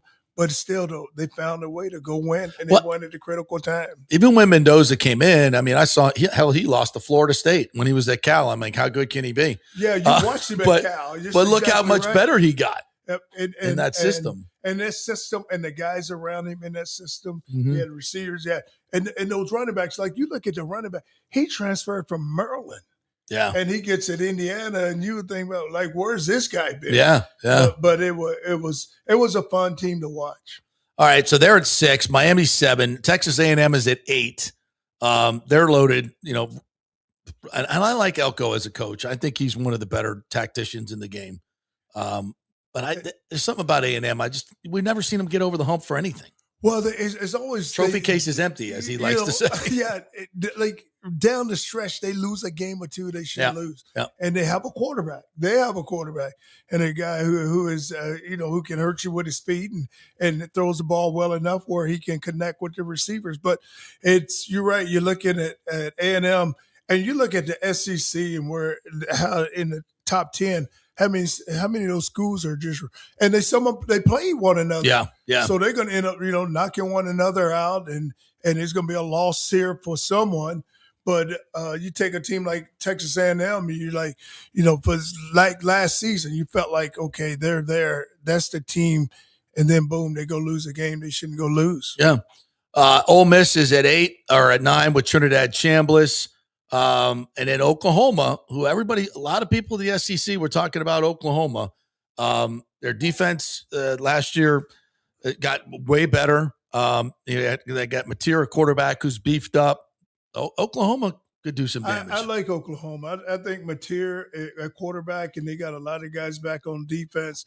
But that's a team because if the only thing that scares me about Ole Miss is that last year the offensive coaches Lane and Charlie Weiss Jr. who was the coordinator, and they put Trinidad in a good position early where he had early success, and then that helped late in the season where he just got better and better and better. But now with those guys going, you got a whole new coaching staff on the offensive side coming in because Pete is going to coach the defense. But that's a team like you said. They're like, okay, they open up with Louisville. It's going to be a good game. Oh, that's going to be a good one. A really good game for them. And we'll see what Louisville's got because I see some people saying that the ACC is going to be sneaky good. Miami's going to be great. Yes. Louisville, I think, could be good, but after that, I don't see much. I mean, Clemson and FSU are just not what they used to be. I don't know, Jay. Jay. NC State, maybe. Clemson's got LSU. SMU too. Yeah, they got LSU and Clemson.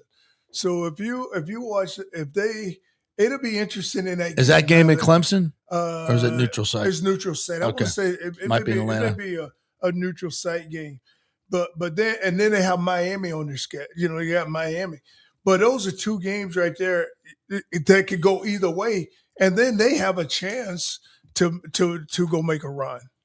All right, then we got Alabama, Texas Tech at 12. I'm not so sure about that. Alabama's at 13, lurking at 13. I don't know what to think about Alabama. I know they're just, I don't know. We'll see. FSU's going to go there September, 17, 18. Yeah, week 3 of the season. So not that that's going to be a test for Alabama, but what do you think about them? Well, the problem with Alabama is you got to sell. They don't have a quarterback. Yeah. Well, there's a quarterback in camp, but they just don't know who it is, and that's what's tough when you don't know who your quarterback is going to be. But they lost some players now. They lost some of their key players on defense in the transfer portal. So now they have guys like Alabama's always going to have some guys. They will never be the cover would never be bare there. But now it's just a matter of playing together, and it's if you look at DeBoer, it's almost you still got a guy on your shoulder. Yeah, that Nick Saban shadow is still looming large there for Kalen DeBoer. Everybody expect because it's Alabama that you're going to be this way. So it'll be a team to watch. Yeah. Kalen DeBoer's got to do a good job this year, or he may be sayonara. BYU is interesting at 14. Then USC's at 15. Michigan comes in at 16. I don't know much about all these teams, to be quite honest. But James, the team you're talking. So everybody thinks that Southern Cal's got a chance. Yeah, because they got a good defense, have a quarterback back, so they have a lot of returning players coming back too. Do we still believe in Lincoln Riley?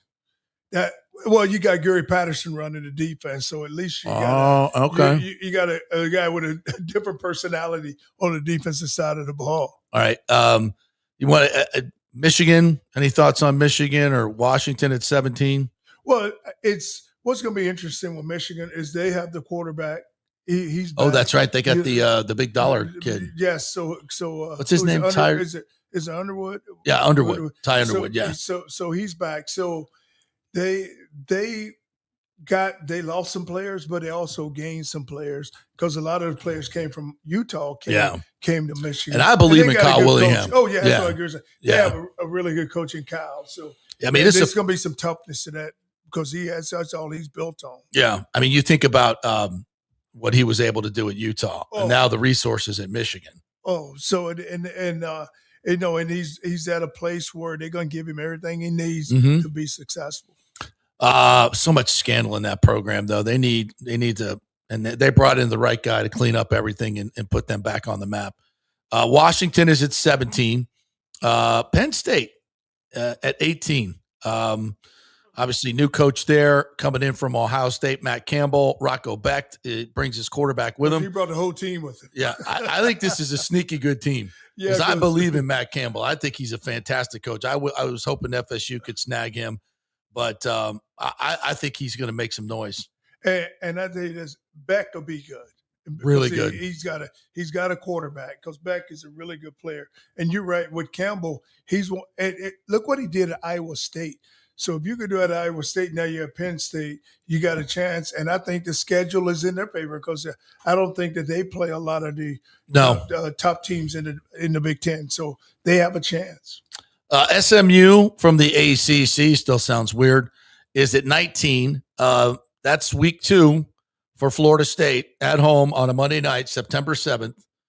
That's a huge game for FSU. Huge game for FSU. If they can go in and beat, they've got Kevin Jennings coming back, their quarterback, but they've lost a lot too. But they went out and they NIL'd the hell out of it. They spend money at SMU. So, well, I'm gonna say this, Jay. FSU will beat them. Really?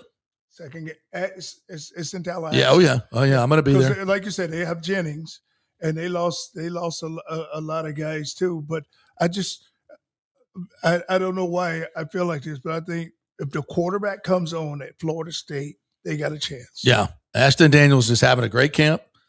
He's got some weapons at Florida State, so it'll be interesting. That's going to be a huge game for the FSU program. Tennessee is 20. I don't know much about Tennessee now. I don't know much. Heupel's got quarterback is what he's looking for. Yeah. Utah is at 21. Iowa's at 22. Houston at 23. Louisville at 24. There a lot of people talking about Louisville. Well, I think 24 is a little low for them because I just looked at them between that bracket from 15 to 20. So I just think that he has a lot coming back. He wouldn't got him a quarterback. So, and that team is always, it's one of those teams that's always sneaky good. Yeah. You never think about it. Then all of a sudden you pop up and they're beating somebody they shouldn't beat. What year is this for Jeff? I think this is Brom's fourth year. Fourth year? Yeah. I think maybe it's a good coach. A really good coach. So that'll be interesting to see. And that's Louisville will be a big part of the ACC success if they can get going. That Louisville needs to be good for the ACC to be good. They really do. Because now you're looking at Miami and Clemson. Florida State is still there. You still got some name programs. The team that needs to be good too has got to get going is North Carolina. Yeah. So there are some programs that really have had good success. And you talk about Florida State and Clemson who won national championships in the last 10, 15 years. And obviously Miami has rebounded in the NIL era, has really, really helped Miami tremendously. North Carolina, Louisville is a program.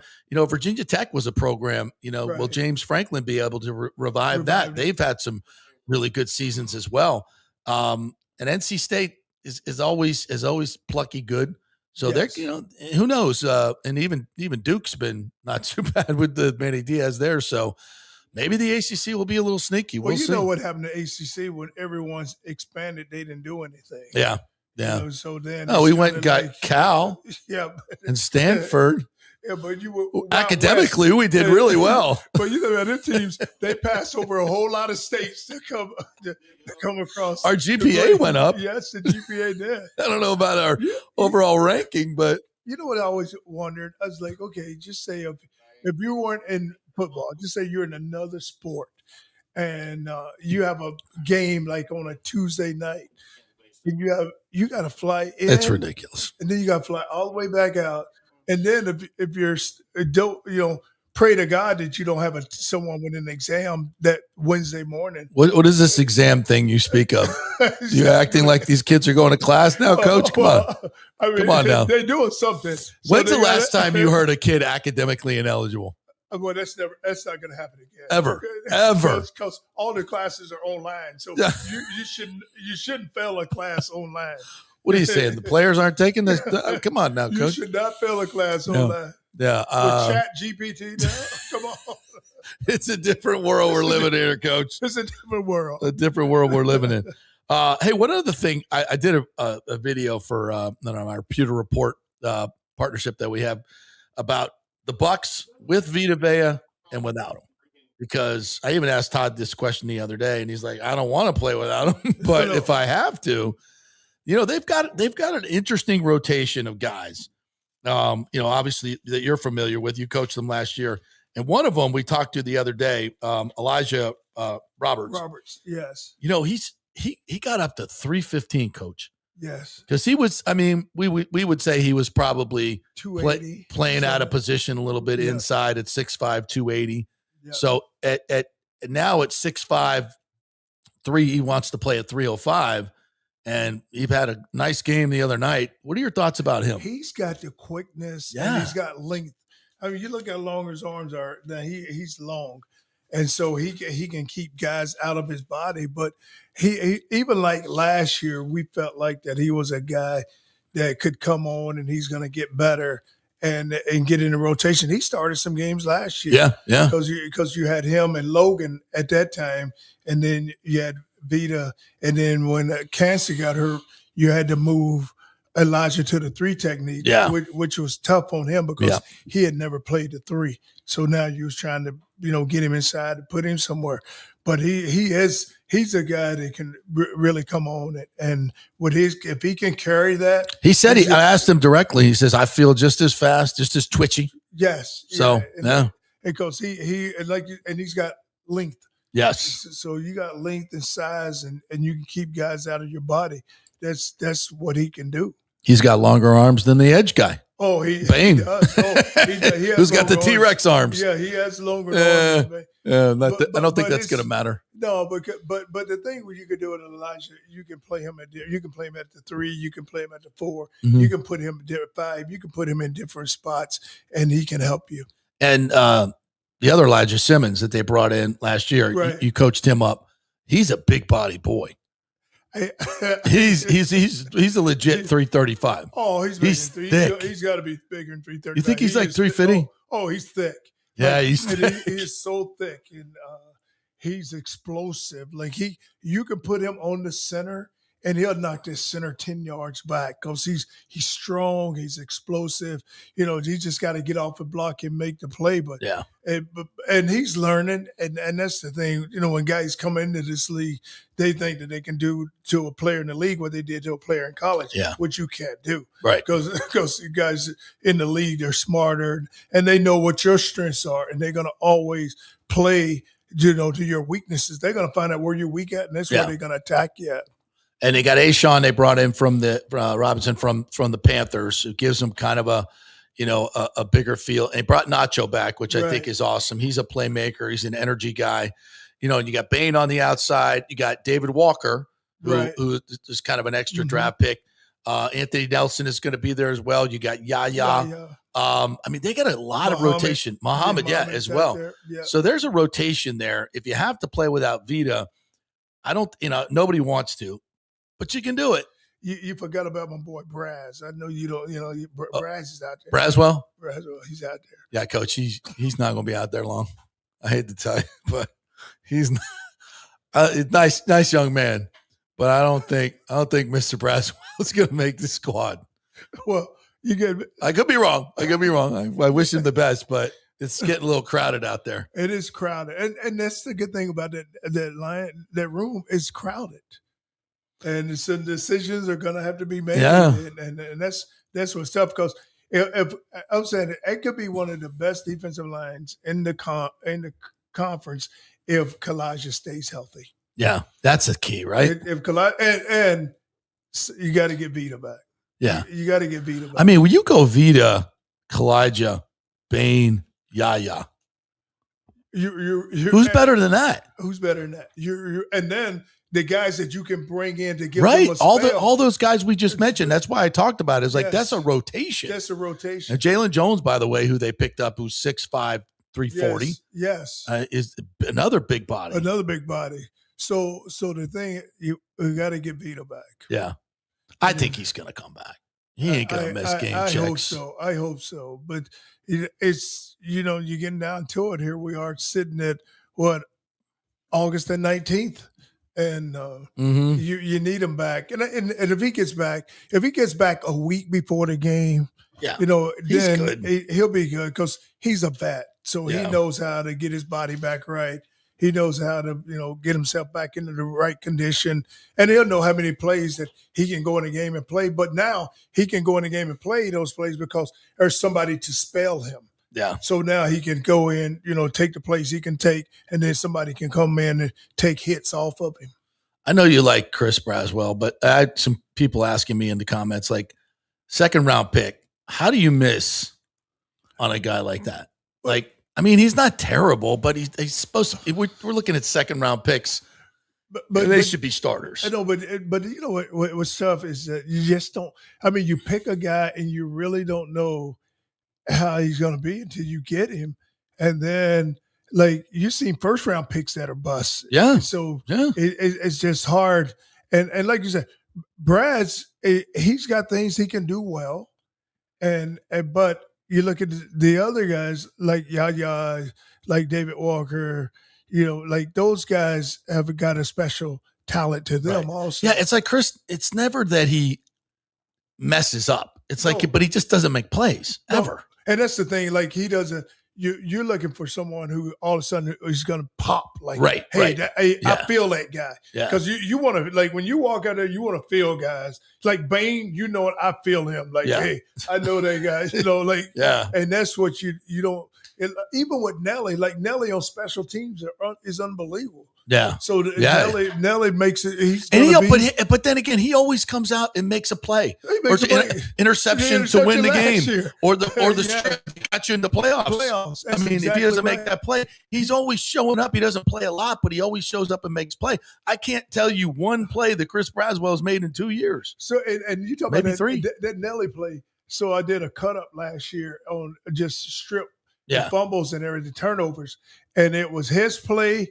And then if you remember against the Saints, when the safety, when he went in and picked up the ball and took it down. Yeah. When Winfield picked up the ball. Those 2 game-winning plays. And scored. Yeah. But you look for, guys that they're around the ball. They can get the ball out. There's something good is going to happen. Yeah. Yeah. And with Chris, unfortunately for him, it just never happens. And, he might be headed out the door.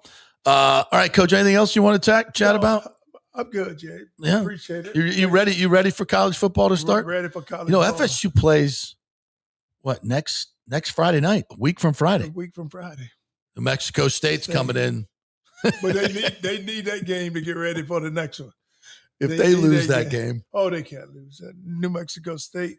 Wow. Now Tom Herman, your interim coach after week 1. Hey, they can't do it. They're not going to lose that game. No. I think they had a good year. Didn't New Mexico State have a good year last year? Like I kind of think that they were sneaky good. They were like one of those New Mexico teams was like sneaky good. I think he came in and had a good year last year. Oh God, don't tell me that. Yeah, I don't want to see. For some reason, I think you're right. Wrong. No, all right, Coach. Thanks for coming in. Appreciate it. We'll see you next week. All right. All right. Sure will. Right back to the regular time next week. Okay. We're done with camp next week. Thank God. All right, we'll take a quick break. We'll come back on the other side. We will get to your comments. Got a couple other interviews I want to show you. So more stuff coming your way here on the JP Peterson Show. Hey, Tampa Bay, it's time to get your AC unit ready for summer. And here at Third Generation Plumbing and Mechanical, we recommend getting ahead of the game, keeping your family cool before the hot summer months with one of our maintenance agreements in the hopes of avoiding the dreaded emergency service call. Our maintenance agreements include, we'll test the electrical components, check and tighten high and low voltage wire connections. We'll check the refrigerant for manufacturer's performance levels, test thermostats, calibrate if needed, clean the evaporator coil and condenser coil, and clear and treat the drain line and drain pans. Just call us at 813-961-8024 for the special rates, and a human will actually answer. 813-961-8024 or go to thirdgenerationplumbing.com. Ciao, Paolo Tini here, owner of Caffè Paradiso, voted number 3 People's Choice Award on Open Table. I want to thank all our loyal family of customers that have been enjoying our great traditional Italian dishes we make from scratch every day. It's a great family story we're proud of. Our family moved from Rimini, Italy in 1984. My dad, Caesar, started Donatello, and that's where I got the start in the restaurant business. I started Caffè Paradiso on South McDill in 1995, and we've been there ever since. From our traditional ossobuco, a veal slow roast for 4 hours, to our daily fresh catch, the Gruppo Paradiso, with a piccata sauce and lobster claw meat, homemade pasta like lasagna, farfalle salchicha, which is a bow tie pasta homemade with fresh sausage. Hold on a minute, JP's favorite. I love it. So come and have a glass of wine with me on South McDill. Get a reservation on Open Table and see all our 5-star reviews. Ciao, see you soon at Paradiso. Welcome to Kingmakers, home of the JP Peterson Show studio and Tampa's premier business networking and social club for members only. By day, it's an exclusive, vibrant co-working space with a stylish conference room, focus rooms, a full production studio, and an in-house marketing team. And by night, Kingmakers transforms into a sports-centric social hub with a full sports bar, golf simulator, and exclusive events. For young entrepreneurs and seasoned professionals, it's the perfect place to work hard, play hard, and make big moves in Midtown Tampa. Close the deal, celebrate the win. Only at Kingmakers. Become a member today at kingmakerstampa.com. Your business, your club. Hey, JP here for my concierge medical professional, Chris Lugo, PA. You've heard him on the show for a couple of years where he shares invaluable medical, nutritional, and supplement advice. With Chris, it's like having a medical provider as your best friend. What I love about this concierge service is the convenience and support he offers. I can text or call him 24/7 with any questions or concerns, and he'll promptly call in a prescription if needed. No office visits or copays required. It gives me peace of mind knowing I have someone genuinely invested in my health, not just focused on insurance profits. And the best part, the Bay Area Modern Medical Center's personal concierge service is more affordable than you might think. Don't let insurance companies dictate your health care. Take control of your health and wellness today. Visit BAMMC.com for more information and to schedule your initial free consultation. Empower yourself and take charge of your personal health with BAMMC.com. Let's go. Right now, back to the show on FanStream Sports. All right, welcome back to the JP Peterson Show, brought to you by the great folks at pitchroofing.com. They now have the pitch portal where you can go on their website and find out all about your job. If whatever's going on, when the completion date will be, there'll be pictures there. There's information on the folks that are doing the job, when they'll be back. Everything is on there, so you don't have to call and find out, hey, what's going on with my roof? What's it going to cost me? What's the final estimate? All that stuff. It's all there in the Pitch Roofing portal. So check that out at pitchroofing.com. Something they offer that nobody else has in the roofing business, which is pretty cool. All right. You guys have been very patient. I appreciate you. So let's hit to the comments here today. Back to the beginning and go to one of our members. Of course, you guys come first. Alejandro. Good morning, JP and the Petermans. Afternoon. Rough game last night for the boys, being that Soriano was pitching well and we had multiple opportunities against him. Hope we have a better game tonight against Scherzer. Yeah, we really haven't talked about the Rays on the field. 10-5 loss. Nick Martinez coming off his complete game, 101 pitches in that game, just didn't have it. I don't know. He said he felt good. It wasn't because of that, but hard to think it wasn't, because it was by far his worst outing. I mean, he wasn't terrible. It just felt like the Blue Jays, who are the lowest scoring team in the league, just kind of had his number. They barreled up balls. I think the first 3 hits were over 95 exit velo. So not good. They got 17 hits. The Blue Jays did. That's a season high. 3 home runs. Again, just not a good night for the Rays. They had 13 hits last night, but all singles. So now they've lost 4 out of 5. They've given up 26 runs in the last 3 games. No bueno for your pitching staff.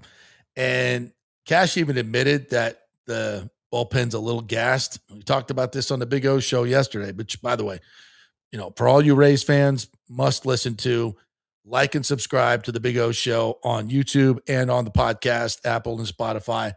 Best Rays pod in the market by far. We talked about, we've seen this with the Rays and the way they manage their team, the way they manage their bullpen. At the end of the season, they tend to be overtaxed, and you can't have that going into the postseason. So that's something to keep your eye on. Couple double plays against the Rays last night when they had opportunities. The Blue Jays made some really good defensive plays last night. It was a 10-5 game. Could have easily been, the other way. But, that's baseball. So they've lost 4 out of 5. They'll get back at it tonight with Big Red on the mound. Rasmussen on the mound tonight. All right, what else we got? Tonight's matchup, says Alejandro, All-Star Rasmussen versus future Hall of Famer Max Scherzer. Hope it's a good game. Scherzer hasn't made it past the 5th inning this season, but being that it's a Hall of Famer, we want to go see that. Yeah. What else we got? Douglas Batista, another one of our VIP members. Good morning, Petermans. JP, any news if the Rays documents have been released? I believe they need to be released today to have a week before the vote next week. I have not seen anything yet. I'm expecting that we get the draft today. Carlson said the draft was going to come out today. So, yeah, we shall see. But we're still on track. That's all that really matters. Joe Dombrowski says, if I understand right, the documents and draft prelim agreement will be delivered today to Carlson. Then it will be put on the agenda tomorrow for vote on 8/27. You are correct. You are correct. Rick is in today, says JP snaps his fingers at city council responds. We know who the next mayor of Tampa will be. I guess JP will have to sell his other 5 houses in Orlando. If I only lived the life you say I do, Rick, it would be awesome. Joe talking about Charlie Crist keeping the Rays in St. Pete. Crist is a fool. Yes. Yeah, Rick and James bring up a good point. Hurst is going up against the Bucs secondary. I get it. James also says Hurst is going to be real good, great hands, and a yak, unlike Evans. It's true.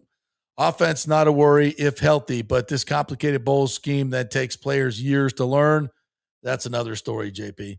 Well, listen, we've been promised that there have been scheme changes. So, I'm not going to believe it till I see it. I'm with you, boys.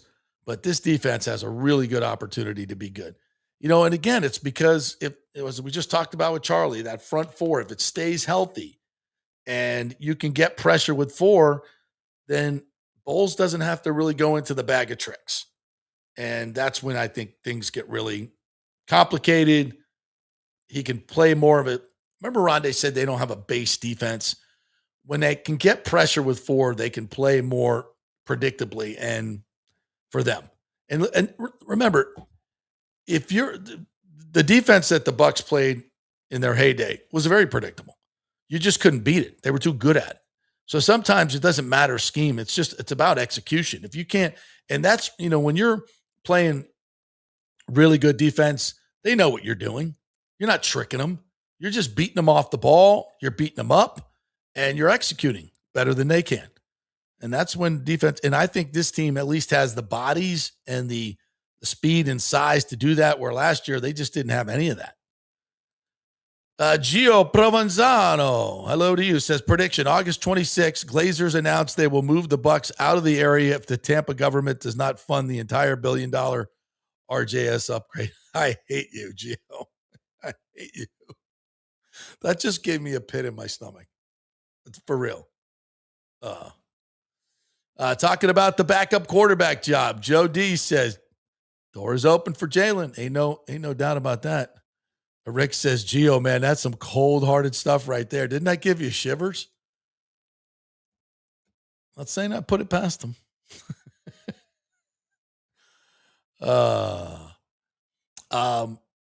Alejandro says, eventually we're going to say Mike Evans who? Yeah, I don't know about that, partner. All jokes aside, I know we love Mike, but if Hurst can play healthy in most of his snaps, he might be the X factor. I don't see the 49ers going far with the Rams and Seahawks in that division. By the way, did you see Mike, what he was wearing at 49ers practice, like these short shorts and a sleeve on his leg? A little bizarre. That's California, though. Once you get to California, things change, right? Joe D says, Browning is run-of-the-mill. You know what you're going to get with him. He's someone you settle for. Don't tell that to his girlfriend or his wife. I'm not sure who that is. Thank God they toned that down. Rick reminds us that Tony Romo is available for Dallas again as a backup quarterback. He's got some time on his hands. Woo! That was a costly DUI. Joe D says Milton has a super powerful arm, an absolute cannon for an arm, can hit a target from 80 yards out, but it's not consistent. I know, that's it. James reminds me Browning is a stiff, just like Teddy B was last year, which is why Baker's 50% was their best chance to win. Remember today when Baker left versus the Rams, Browning worse.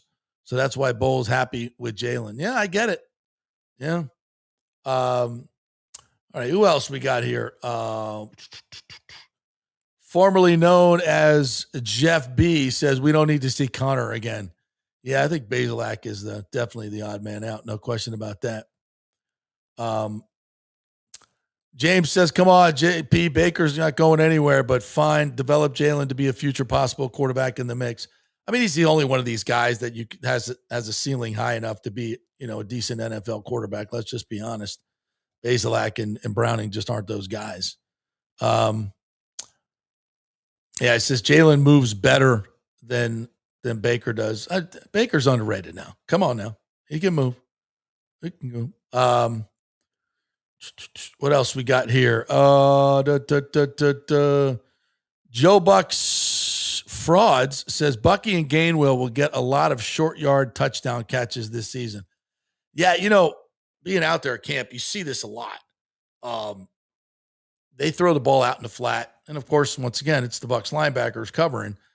But Bucky and Gainwell have just another gear in the open field that they can get to. And, the linebackers just can't catch them.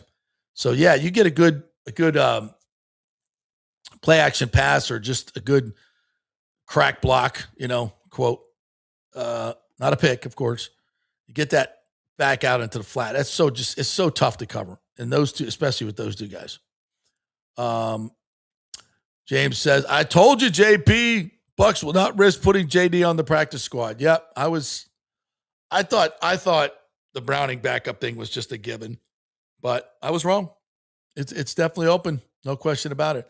And I still don't think, Jalen went undrafted. Every team you say that's going to come pick him off your squad passed on him 7 times. So to think that based on one game, somebody's going to come put Jalen on your active roster, I still think that's a stretch. But if he goes out and balls out in the next 2 games, that changes. No question about it. What else we got? James says, still stunned at Jason Light's second-round issues. The kicker from FSU, that would be Aguayo, Kyle Trask, and now the injury magnet Morrison, who wasn't out there today after 2 days of practice. I mean, you knew you were trying to replace oft-injured Dean, so you draft Morrison. Horrible pick. Yeah, looks like that now. No question about it. But think about those 3 guys. Aguayo was the most accurate kicker in the history of college football when he left Florida State. You think that's a pretty safe pick, but mentally he couldn't handle it. He just couldn't handle it in the NFL. But still, a little bit of a risk drafting quarterback in the second or a kicker in the second round, right? So there's a little bit of really eyebrows raised. Kyle Trask, second round. A lot of people said, "Who? What? Why are you drafting Kyle Trask here now?" There was some thought, well, Brady can tutor him and blah, blah, blah. But Kyle was, he was a product of the system in college. Let's just be honest. That's and it was a risk. Physically, he didn't really wow you. But you thought he put up a lot of yards in the SEC, but he was, and that's why not many people had him rated that high. So that was another risk. Kind of both of those picks, you're like, ooh, what? And then Morrison was an injury risk. He didn't play his senior season, had 2 genetically screwed up hips. So they had to have surgery on him, and they're causing him all kinds of leg problems. So all 3 of those were gambles, so to speak. So, yeah. Rick says about Chase McLaughlin's contract issues. Chase kicks better with an edge to him, tongue in cheek on the Baker deal. Yeah, I don't see why you would be wasting. I mean, just sign Chase to an extension. That's just the biggest no-brainer ever. I don't think he's asking for the world, but who knows? All right, so Joe D and Rick going back and forth, and I can't read all of your comments here. Sorry, guys. TJC just catching up on Scott's interview. Jalen and Andy Koltonicki as his quarterback coach in OC. Oh, at Kansas. He had plenty of good enough coaching there. I don't know who those guys are, my friend, but I'm sure they're good. He said he and then Jeff Grimes, more than good enough. Both were 1.2 on the hottest OC hires in college football. Okay. Listen, Jalen has impressed, but there's a reason why he didn't get drafted too. So I'm not saying he can't be, not at all. But I still think it would be a stretch for someone to come steal him away. But if you like him that much, you don't give him an opportunity to. Yeah, TJC mentioning that Michigan plays OU in week 2. Yeah, that's it. There's some really good games in weeks 1, 2, and 3 that are going to be those non-conference big boy games. Joe D says, I'm surprised, a little surprised Navy isn't in the top 25. By the way, these preseason polls, they're just for fodder. They're the most useless things ever, but just fun to talk about. I mean, it's college football where now you have 40 to 65 new players on every team, almost every team in America. So, yeah. TJC says OU in the first 5 weeks plays at Michigan, at UGA, Texas neutral site. Later plays Texas A&M, Missouri, Ole Miss, and Florida. Damn. That is a gauntlet, no doubt. To be sure. Michael LaRue says, what's longer, the list of Browns starting quarterbacks since 1999 or JP's list of producers? Wait, what are you talking about? What are you talking about? What can I tell you? It's not the highest paying job in the world. People find better things to do. You know, I try to keep costs low so I don't have to charge you guys, right? You know, you get what you pay for, most of you. Rick says, don't worry, JP. Braswell will stick somewhere on this roster. He is Velcro man. He's Velcro man. Yeah, Steven Soper says Cansey can't stay healthy because he's undersized. I agree with that. He is really small for a defensive lineman. Really small. But that's, you know, he gets his advantage there getting off the ball. John Hill says draft picks from Bama have not worked for the Bucs. Braswell and O.J. Howard. It's true. And I don't think they've had a good Seminole since who was since Derek, maybe. I know I'm missing somebody. Who else did we have? Florida State guy. Greg Spires. Jameis. Yeah, like I said, since Derek. I'm missing somebody, though. I feel bad about that. I'm missing somebody. Somebody correct me. Rick says, Todd's bag of tricks has been reduced to pull my finger.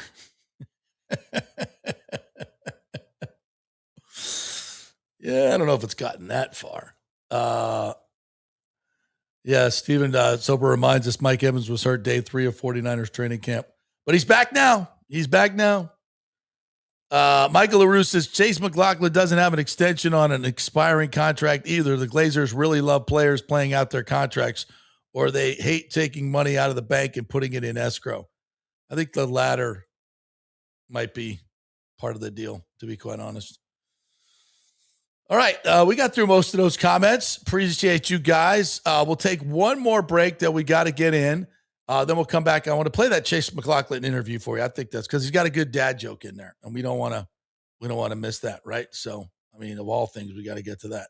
All right, back in 4 minutes. JP here for Genesis of Tampa. And as you know, I purchased a GV70, a 2023, about 3 months ago. Just had the service done, the valet service. They came here to the studio, picked up the car while I was doing the show, went and serviced it, brought it back like I never even knew it was gone.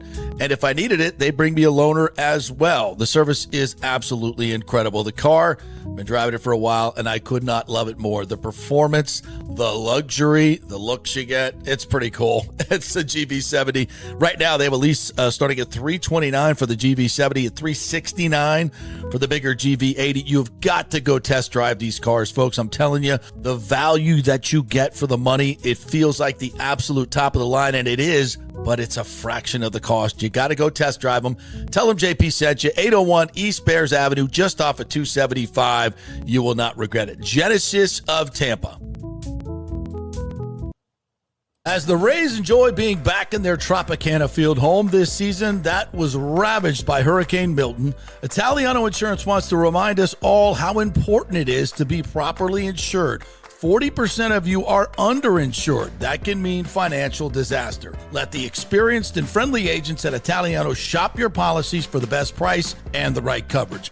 Italiano saved me over $1,000 on our auto insurance last year, over $500 on our homeowners insurance. They can do the same for you. That's a grand slam. Might as well get a double play by adding flood insurance and business insurance to your portfolio. Costs less than you think, and trust me, you do not want to risk your home or personal wealth. That's a whiff. So step up to the plate and call 813-877-7799 and chat with our all-star agents at Italiano Insurance, or call our Boca Grande office at 941-964-0400. From I do to I still do, the Golden Diamond Source is there for you at every special moment in your lives. Yes, I went shopping there for my engagement ring, and it's not actually family, but it sure feels like family with Julie and Steve Weintraub, great philanthropists here in the Tampa Bay area. They've been doing this business for over 40 years.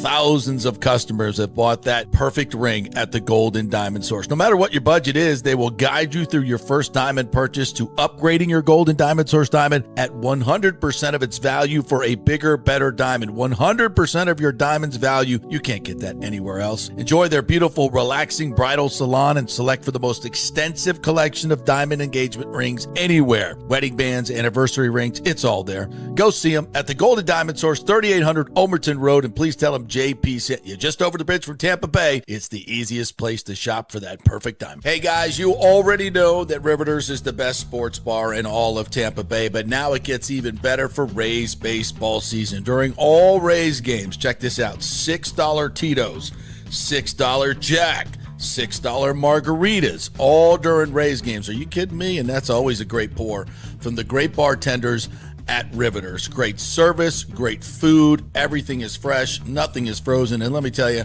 if you want baseball and wings, you will not find any better than Riveters. Their sauces, like the blue cheese and the ranch, and everything is handmade, and the wings are big, and they're perfect. Wings, baseball, Rays, Riveters. It all comes together during baseball season. Once again, in addition to all the great food and service, you get $6 Tito's, $6 Jacks, $6 margaritas. It's time to celebrate. Baseball season is back, and celebrate at Riveters. You know where it is, right there on Dale Mabry, just north of 275, just south of the stadium. See you there at Riveters. Well, we know there are roofing scammers everywhere, so for ultimate transparency, my friends at Pitch Roofing built something called the Pitch Partner Portal, and it is live right now at partner.pitchroofing.com. See, when you roof with Pitch, you're not just a customer, you are a partner. Every partner gets a private account. You can see your entire project in one place, where it stands, your documents, photos, your balance, and your team. You want an answer at 11 o'clock at night? It's all right there. They also built a free roofing calculator in-house on that same site, so you can get an estimate, and unlike these other websites, you don't have to talk to anyone if you don't want to, and they do not sell your information to other companies. You are never turned into a lead. It all stays with Pitch. Now, right now, the portal is open to all of their Tampa Bay area partners, and Delray Beach, Orlando, the Villages are coming soon. So if you've been thinking about your roof, start at pitchroofing.com or call 727-67-PITCH. That's 727-677-4824. Transparency right in your pocket. That, folks, is roofing done right. Pitch roofing, roofing done right. Let's go. Right now, back to the show on FanStream Sports. All right, welcome back to the JP Peterson Show, brought to you by the great folks at the Golden Diamond Source. Don't forget to renew those vows. Get a new ring. That's right. Upgrade that thing. Bring it into the Golden Diamond Source. If you bought it there, you're going to get 100% of the value that you paid. That's their diamond savings account. Nobody does that. And you get a bigger, better diamond. You get 100% of what you paid. And if you didn't, they'll still pay you something for it. And you can upgrade to get a real natural diamond, 5 carats, 10 carats. Go ahead, go 20 carats. They got one of those there. Check it out. You can afford it, you big ballers. I know who you are. Get on over there to the Golden Diamond Source. Check out the watch section they have there for you guys. They have a whole extended men's section, expanded, so check that out as well. It's the Golden Diamond Source, 3800 Omerton Road, just over the bridge if you're coming from Tampa, and always online at goldendiamond.com.